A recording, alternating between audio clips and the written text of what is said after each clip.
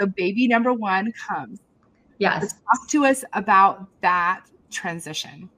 Sure. So after my son, my firstborn is my big boy now. He's 9, so it's been a while. So at that time, I was really in this mentality, this mindset that I still needed to go, as I was doing prior to actually having him. So that mentality stuck around for a little while. I was still on the run. I would, meet with people. I would still do a lot of business. And at that time, my business was picking up. So not only did I have a newborn, I had a business that was taking off. So I didn't have any intentions of slowing down.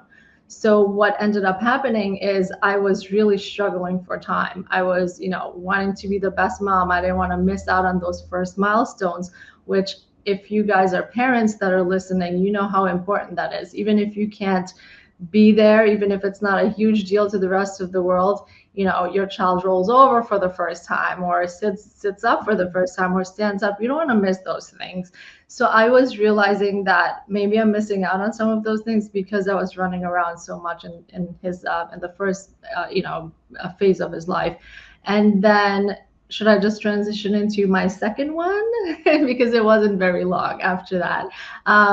So when my son was a year and a half is actually when I had my second baby, my daughter, and my mentality was rapidly changing at that point because I don't know if it was like mom brain or what it was, but I realized I needed to slow down and just take the time because work was always going to be there. And if I could make my business go up at that point, I could work on it again to get it up to that scale again if I wanted to. So my mindset went from, hey, I could still run around, I can still do it all, as I defined doing it all before I had kids, to let me reprioritize what it is that I want to do with my life now as a mom. And when I was pregnant with my second one, I was actually still in that networking group, and it became almost unbearable to have to do all these things.